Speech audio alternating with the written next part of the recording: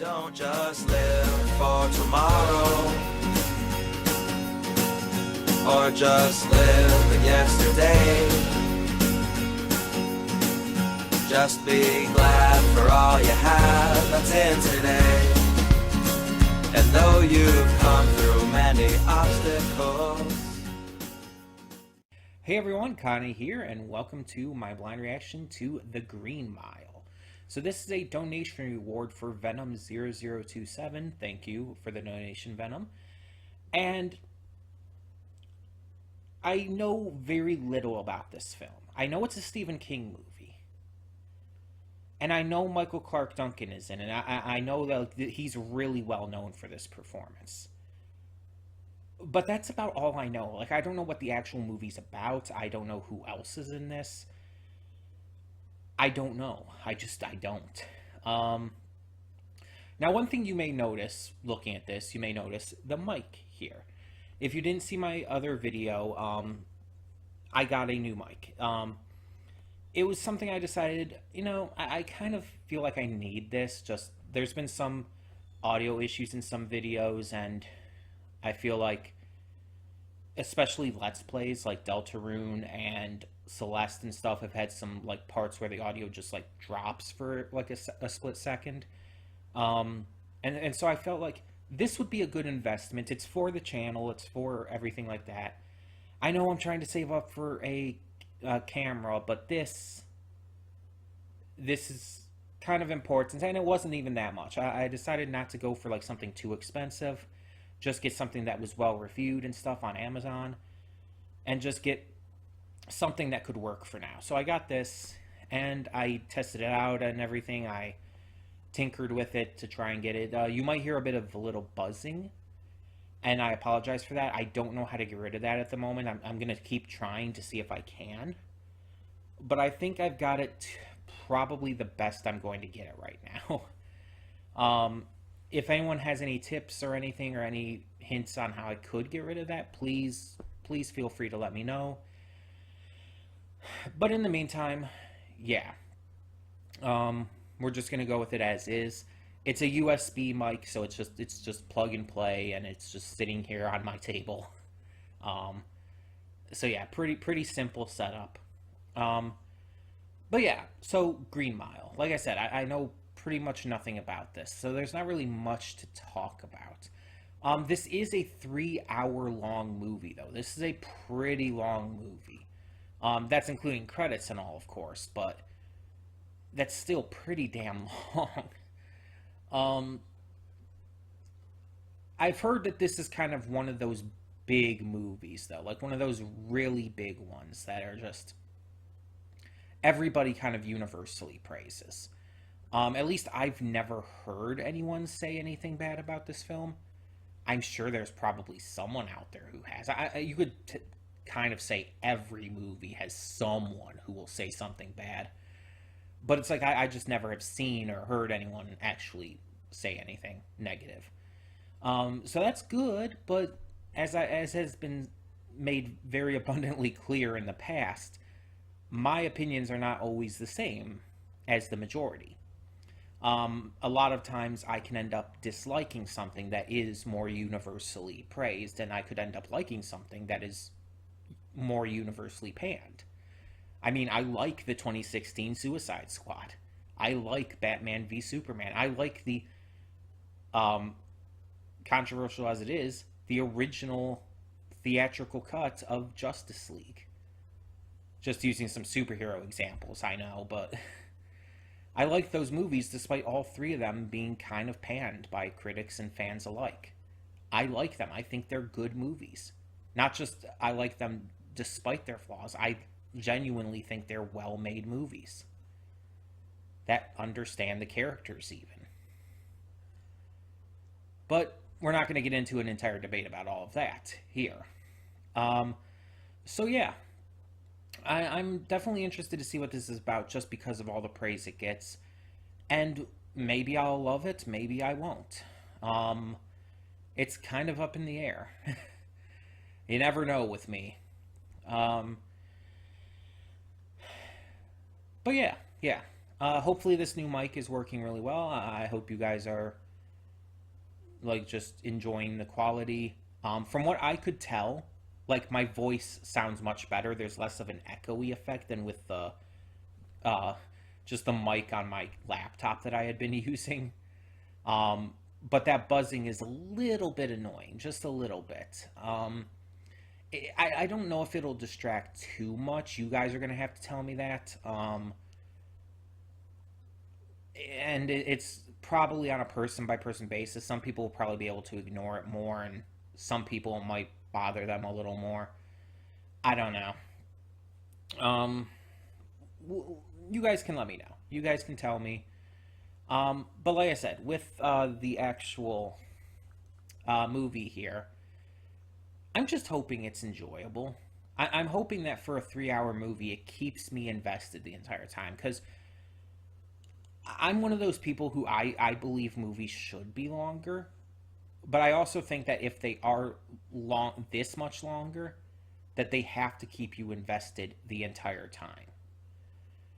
Because it's like, there's a difference between saying I think all movies should be at least 2 hours, and then there being a movie that's just straight up three, or even longer. I mean, Troy is like 4 hours long, but that movie keeps you invested the entire time. At least it does for me. I like Troy, if that wasn't clear. It's a good movie. If you haven't seen it, I would definitely suggest checking it out. But yeah,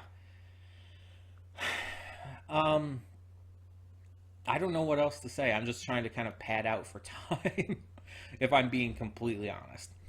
Because this is longer, though, you'll probably notice the lighting will change notably during this, because I'm starting this at almost 2 p.m., so it'll be almost 5 p.m. when I finish.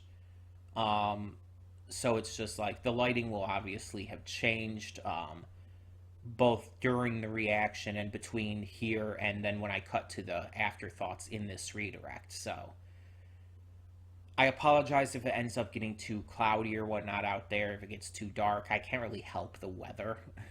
Like, if it gets too cloudy out there, and that's not my fault. But I do apologize nonetheless. Just letting you know ahead of time that is a possibility. And again, I'm mostly saying all this to pad out for time, because I don't have anything to say, because I don't know much of anything about this movie. I guess I could talk about Michael Clarke Duncan real quick. He was an actor who made an impact with, I feel, very little. Like, I don't feel like Michael Clarke Duncan did a lot of huge roles. But with the roles that he had, he left an impact. When he passed, people really, really mourned him. Like, that was a huge, huge mourning period for so many. And it's just like, when did he pass away? When was that?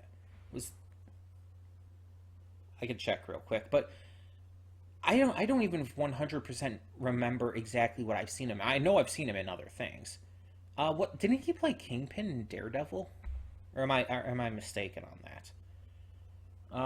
Let me check here. Michael Clarke Duncan. I could just look it up that simply. I know I've seen him in various things. Oh, he passed away in 2012. It was that long ago? So he passed away before Robin Williams, then. What else was he in? He was in Armageddon, okay. Definitely seen it. Yeah, he was in Daredevil. He was in Talladega Nights and Scorpion King? Huh. I've seen both of those. I just don't remember him being in them. The 2001 Planet of the Apes. Kung Fu Panda? He was a voice in that? He was in Green Lantern? Jeez, he was in a lot of things I don't remember him being in. I'm getting distracted. I'm genuinely curious here. Sin City. Oh yeah, he was in Sin City, wasn't he? I just saw that again a couple weeks ago, I think. Welcome Home, Roscoe Jenkins. I did see that, but I don't remember it. I believe he could be in it, though. Huh.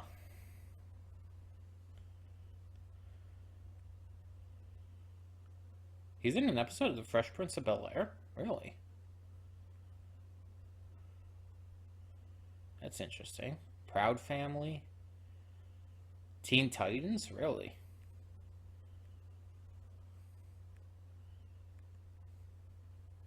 He was in Saints Row. And Saints Row 4.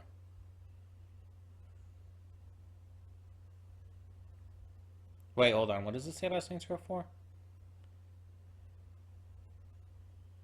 Oh, he was going to be the character in Saints Row 4, but he passed away, and he was still credited in memoriam, but he was replaced by Terry Crews. Okay, because he only had a few lines done. God of War 2. Anyway, sorry for getting distracted, but yeah, I know he's in this. It's a big role. And from what I've seen of him, I do like him. Like I enjoy his acting. So I just wonder what kind of performance this is going to be. And like I said, I don't know who else is in this, so we'll have to see. In the meantime, though, we're just going to get this started. Hope for the best, and hope that this mic works well all 3 hours. So let's get this going. When the screen fades to black, pause this redirect and go to the description below. Follow the link to the reaction, and after you watch it, come back here to the redirect and resume play. Because after it fades to black and then fades back in, everything from that point forward will be my afterthoughts and will contain spoilers to the movie. So, that being said, thank you so much for tuning in, and I'll see you at the reaction. And we are back, and we'll begin with spoilers in 3, 2, 1, now. And to this film, I need to do this.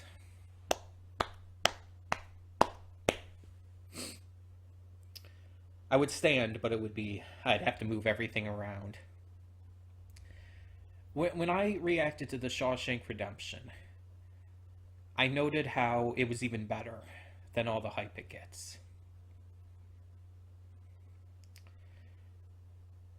And going into this, I knew there was a lot of praise given to this film. And I was, with the runtime, with a lot of things, I was concerned, or more like I just wasn't sure if it could live up to the hype. But just like with Shawshank, it surpassed it. But more so.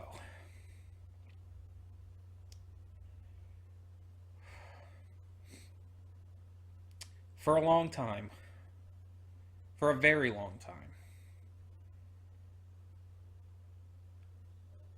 I believed that the 1950s movie 12 Angry Men was the only movie that I had ever seen that I would consider to be perfect.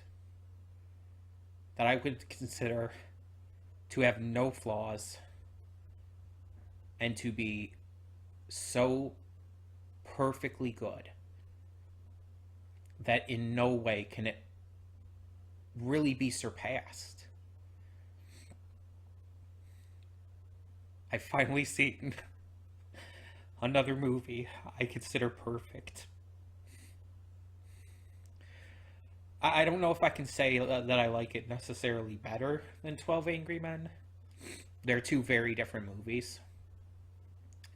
But I consider this movie perfect. From the acting to the story, the pacing, the characters. It's a 3-hour movie, but it does not feel like it. It feels like a 2-hour movie. It's that well paced. You're invested the entire way through. Every time anything happens, you instantly just latch onto it. You connect with the characters, even just something as simple as a mouse. This little cute mouse you just care about. So that when you see Percy stomp on it and kill it, it hurts. And so when you when you see then that right after Mr. Jingles is brought back to life, it is one of the most relieving things. And it's not all just, there's a lot too to consider, because the movie also has, like I said in the reaction, probably the hardest to watch scene I've ever seen in a movie or a show or anything. Dale's execution was so absolutely horrific. It was so absolutely just destroying emotionally that it's that's going to stick with me. I could imagine some people would say that that John's would stick with them more because of him being innocent, and I understand that, and that definitely is very much a big thing, and it definitely matters because it's real, because that kind of thing does happen. Innocent people are put to death way more often than they ever should be, and they have been throughout history. But Dale stuck with me because of the raw severity of it. It was so shockingly horrific that it just, that sight will never leave my mind.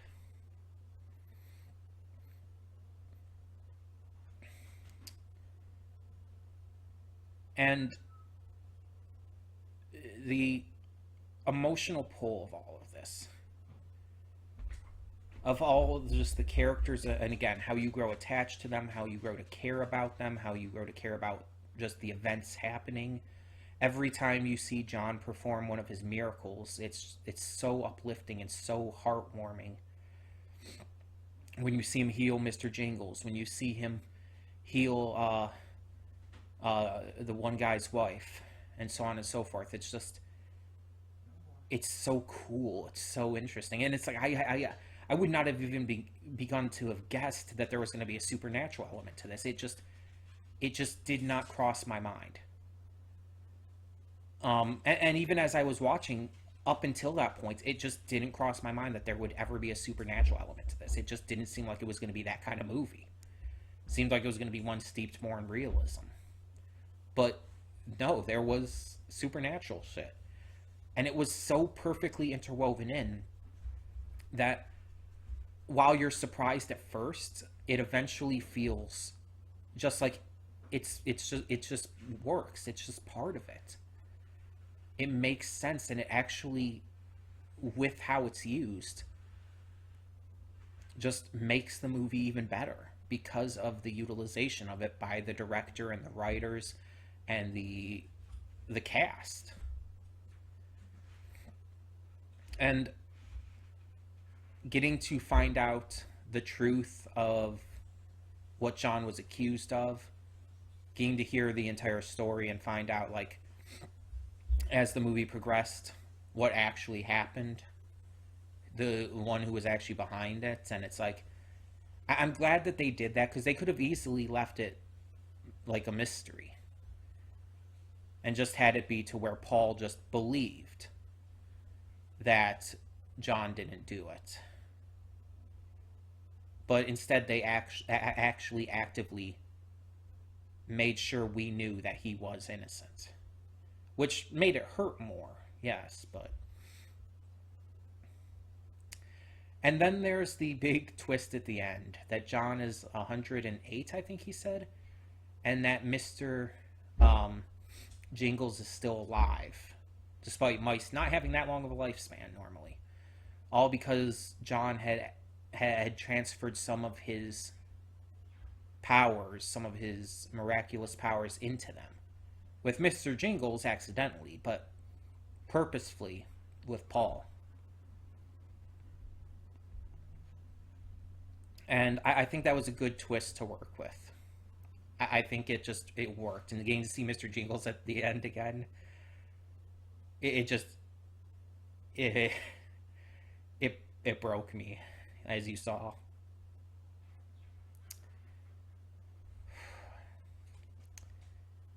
And I like that there were a certain number of tropes that they actively avoided that I feel could have brought down the movie a tiny bit. Like the one thing about, would they have it like, so like only Paul knows about these powers and the rest of them don't believe him or something like that. That could have easily been a trope they could have worked with. But instead, no. It just, everybody finds out. There's never a point where it's like, oh, we don't believe you, you're just crazy, and they start to doubt and mistrust him. They never go that route. And I'm very thankful for that. Because I feel like that would be a little too cliche, a little much. I think the way they handled it instead, by just having the others see, was smart. And having the one guy, Hal, I think his name was, having him see it, like, although he's mistrusting at first when they come to his house in the middle of the night, of course. I mean, they come to his house bringing this guy who's accused of raping and murdering 2 young girls. It's like, yeah, he's gonna be a little more than on the fence. But he trusts enough in his friends and gives them the benefit of the doubt to have John go into his house, and ends up healing his wife and all. And afterwards, he's fully on board, and you even hear him later on, and he's like, he's fully willing to even lose his job to back them up when things progress and get much, much worse later on regarding Wild Bill and Percy. There was some comedy in this, though it wasn't too there wasn't too much of it. It was a very serious movie, and it needed to be. It should have been. Having it be too comical or adding in too much comic relief or anything like that would have been, it wouldn't have fit. It wouldn't have made sense. But having a little bit of levity in there, especially to balance out against the really heavy shit, it was smart still. Just a little bit, just a little touch of levity to balance things out. To make it so it's not just 100% heavy drama. And as I had said, all the actors did a phenomenal job in whatever role they had. Like Tom Hanks, I would say this is one of, if not his best roles. Tom Hanks just did phenomenal here, and all of them did. The actor who played Percy did such a great job of making him to be this just unlikable piece of shit. Like, he made him so absolutely horrible. And it's just a testament to his acting ability. And you could say the same about the actor who played Wild Bill. He made him so scummy and unlikable just from the get-go. And Michael Clarke Duncan, god damn, he carried this movie. And knowing that he did pass away because of his heart attack and complications of that makes it so sadder to see John Coffey's story in this. But to see how much genuine talent, how much passion he clearly had for acting come through in this film, it truly makes me that much more of a fan. And I truly respect just everything he put into this. Just, I don't know what else there is to say. I just think this was perfect. They avoided the things that would have brought it down and made it into a film that, again, not just exceeded my expectations, but blew them out of the water. It made me cry, it made me jump, it made me laugh and smile, and it gave me every emotion you can think of. And every single one felt genuine. I was invested in these characters, in their stories, in their struggles and their pains. I was invested, and I felt like I could I could get behind everything that they were saying, everything that they were doing, everything that they believed in, all their struggles, all their fears, all their worries.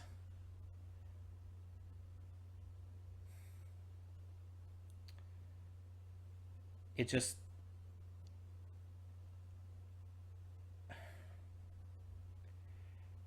I guess I should just say thank you. Not just to the people who made this movie and worked on it, but also to you, Venom 0027. You had me react to this, a movie that I knew about. I knew of this film. I'd heard about it. But I never really was interested in checking out. A movie that I probably never would have watched otherwise. Because of your donation, you were able to allow me the pleasure of seeing this. And I do genuinely thank you for that. Because it's one of those movies that I almost can't believe I have never seen. And I'm so glad that I didn't go my whole life without ever having seen it. I truly feel thankful that I got to witness this film. And the messages and themes that come through with this matter so much, even in today, especially in today's world. Like John Coffey, I see ugliness in the people all around, in how they act and how they treat each other. And it's like glass shards in my head, witnessing just how terrible people can be. For a lot of times, stupid reasons.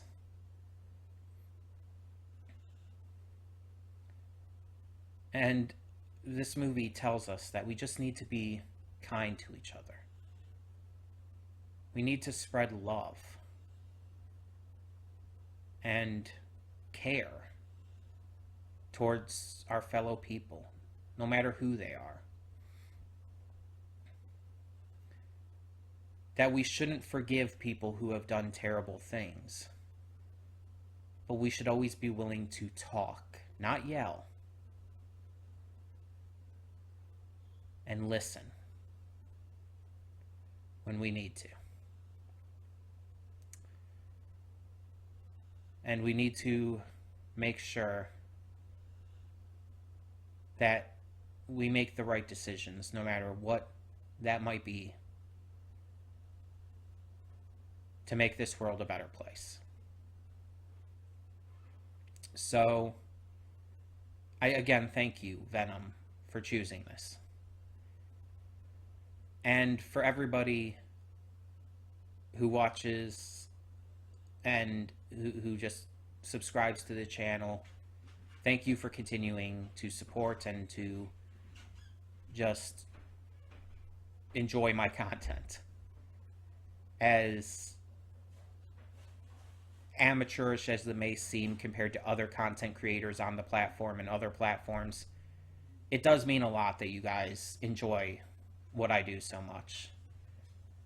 That you enjoy just seeing how I react to cartoons, anime, live action shows and movies, video games even.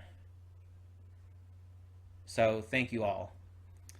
And Venom, if you or if anyone else wishes to donate for a reaction for a movie or a show or anything, feel free to hit me up in the comments. As long as I haven't seen it, I'll be fully willing to check it out.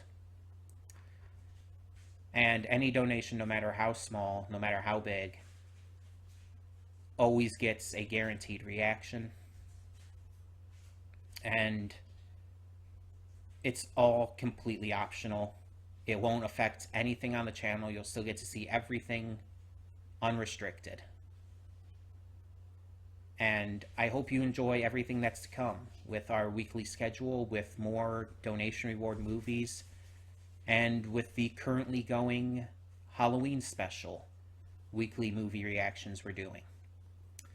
So thank you all so much once again for tuning in. And I would love to hear down below, what do you think of the Green Mile? For now, though, I'm Connie and I'm signing off. See y'all next time.